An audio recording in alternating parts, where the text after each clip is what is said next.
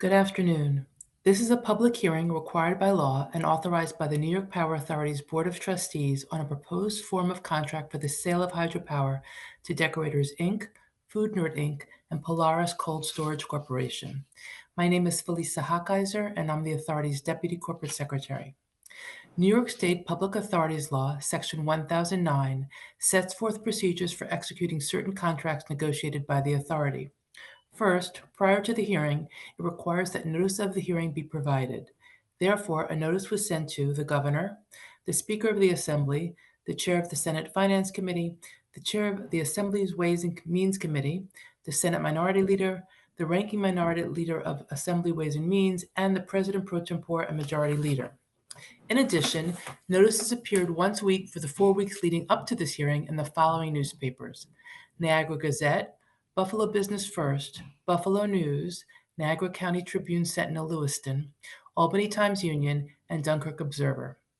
The public was also given access to the proposed contracts on the Authority's website during the 30-day period prior to today's hearing.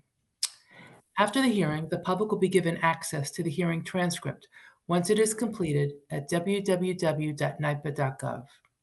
The next step in the process set forth in Section 1009 will be for the NIPA trustees to reconsider their proposed contract in light of public comments. Once the trustees have completed their final review, the contracts will be forwarded to the Governor for her consideration and approval.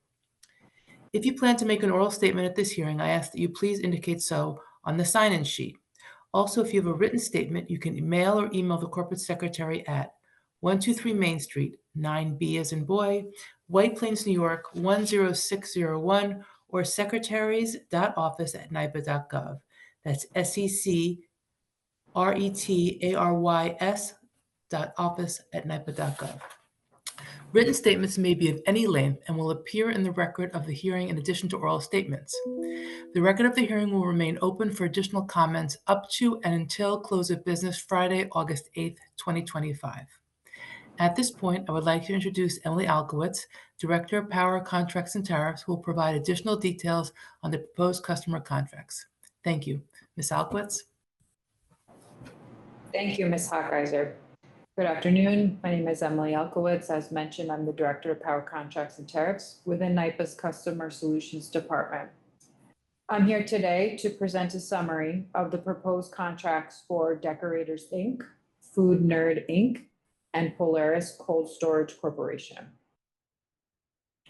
Regarding the two proposed contracts, under the Public Authorities Law, Section 1005, subsection 13, the authority may allocate and sell directly or by sale for resale 250 megawatts of expansion power, known as EP, and 445 megawatts of replacement power, known as RP, to businesses located within the 30 miles of the Niagara Power Project, provided that the amount of EP allocated to businesses in Chautauqua County on January 1st, 1987 shall continue to be allocated in Chautauqua County. At their May 20th, 2025 meeting, the NIPA trustees approved a 2,080 kW allocation of EP for the term of 10 years to Deckorators, Inc., based on commitments of creating at least 50 new full-time jobs and making a capital investment of at least $77,200,000 at the Lackawanna facility that will use the EP allocation. The trustees also authorized authorization for a public hearing in accordance with the Public Authorities Law, PAL 1009, on a proposed form of contract with Deckorators that would, along with the Authority Service Tariff Number WNY2, STWNY2, apply to the sale of EP to Deckorators. Deckorators is a designer and manufacturer of innovative decking materials and accessories, including composite decking, railing systems, and decorative post caps based in Michigan. The facility that the company is acquiring and renovating will be its first Northeast location. In particular, Deckorators anticipates doubling the production capacity of its Surestone composite decking products. The new facility will also provide that the company with additional space needed for potential further expansion at the site. The company's expansion project would involve a capital investment expenditure of at least $77.2 million. This includes $15.6 million for land and building acquisition costs, $9.1 million for additional infrastructure costs, and $52.5 million for new machinery and equipment purchases. The site of the proposed expansion is located within a disadvantaged community. According to the company's application for hydropower, they have been considered under NYPA's Diversity, Equity, and Inclusion Evaluation and Incentive Plan, which was approved by the board in the Board of Trustees on December 7th, 2021. Deckorators is planning to begin the initial phases of the project this year, with additional phases targeted for completion in 2026. At their May 20th, 2025 meeting, the NYPA trustees also approved a 630 kW allocation of EP for the term of 10 years to Food Nerd Inc., based on commitments of creating at least 11 new full-time jobs and making a capital investment of at least $4,800,000 at its proposed Clarence facility that would use the EP allocation.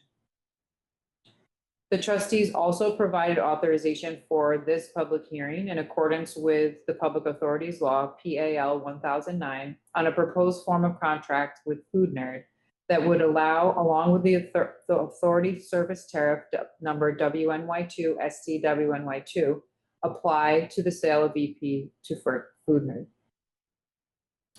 Founded in 2019, Food Nerd crafts nutrient-rich, plant-based snack foods and meals aimed at enhancing overall wellness and health. The company is proposing to establish a vertically integrated production line in a 27,000 square foot facility. The project would utilize the existing infrastructure of a former pharmaceutical company to improve seed sprouting in clean rooms. Food Nerd is developing a patent-pending shelf-stable food production line that would provide end-to-end processing capabilities from raw ingredients to finished products. The new manufacturing line would have the capacity to produce more than 100,000 product packs per week and would be used to create a variety of items, including those for children and pets. The facility would also offer turnkey manufacturing solutions for other brands. The company would begin the project with seed sprouting and continue with subsequent phases, culminating in end-stage packaging and fulfillment at the site. The company's expansion project would involve a capital investment expenditure of at least $4.8 million, which includes $2.2 million for facility build-out costs and $2.6 million for new machinery and equipment purchases. Food Nerd is planning to begin the initial phases of this project this year, with additional phases targeted for completion at the end of the year. At their May 20th, 2025 meeting, the NYPA trustees also approved a 1,290 kW allocation of EP for a term of 10 years to Polaris Cold Storage Corporation. Based on commitments of creating at least 16 new full-time jobs and making a capital investment of at least $12,200,000 at its proposed Sanborn facility that will use the EP allocation. The trustees also provided authorization for this public hearing in accordance with the Public Authorities Law, PAL 1009, on a proposed form of contract with Polaris that would, along with the service tariff number WNY2 STWNY2, apply to the sale of EP to Polaris. Polaris specializes in providing temperature-controlled storage and warehousing solutions. The company offers a variety of services tailored to meet the needs of industries that require strict temperature regulation for its products, such as food and beverage, pharmaceutical, and biotechnology sectors. Polaris is proposing to construct a new 80,000 square foot cold storage and micro fulfillment facility.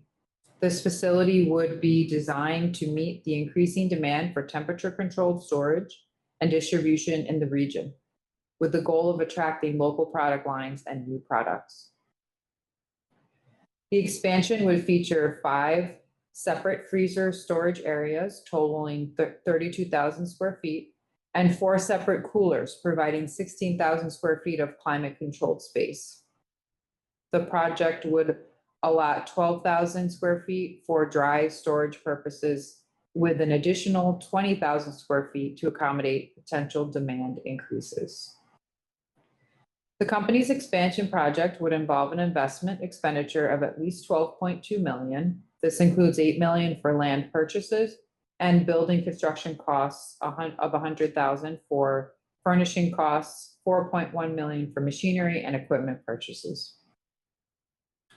Polaris is planning to begin the initial phases of this project this year, and the additional phases will be targeted for completion in 2026. The following is a summary of pertinent provisions within the proposed contracts. The contracts provide for the direct billing of all hydropower supply charges and all New York Independent System Operator, Inc. NYISO charges and taxes. The contracts include customer agreed upon commitments with respect to employment, capital investment, and power utilization. Under the contracts, the authority may reduce or terminate the allocation if employment, power utilization, or capital investment commitments are not met. Relatedly, the contracts include annual job reporting requirements and a job compliance threshold of 90%.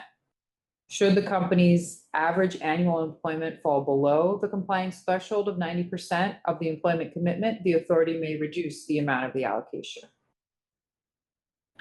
Contracts provide for the company to perform an energy audit at its facilities at least once within 5 years, helping to ensure that the customer used the hydropower efficiently.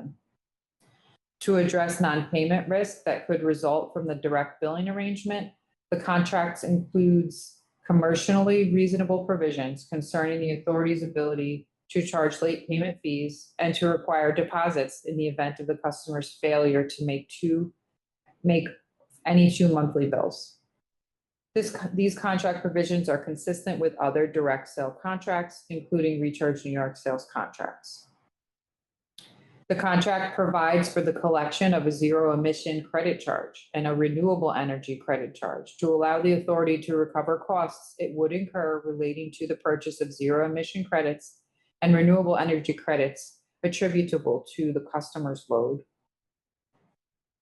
The contracts will address, along with the authority's service tariff WNY2, which specifies rates and other terms applicable to the EP and RP allocations. Transmission and delivery service for the allocations will be provided by the customer's local utility in accordance with the utility's Public Service Commission approved delivery serve tariffs. As Ms. Hochheiser stated earlier, the authority will accept your comments on the proposed contracts until the close of business on Friday, August 8th, 2025. I will now turn the hearing back to Ms. Hochheiser. Thank you, Ms. Alkowitz. Has anyone signed up to speak at the meeting? Not at this. Okay, since no one has signed up to speak at the hearing, we will recess and reconvene as speakers arrive. It is now 6 p.m. As I previously stated, the record of the hearing will remain open for additional comments up to and until close of business Friday, August 8th, 2025. The August 7, 2025 public hearing on the proposed sale of hydropower to Deckorators, Inc., Food Nerd, Inc., and Polaris Cold Storage Corporation is now officially closed. Thank you and good night.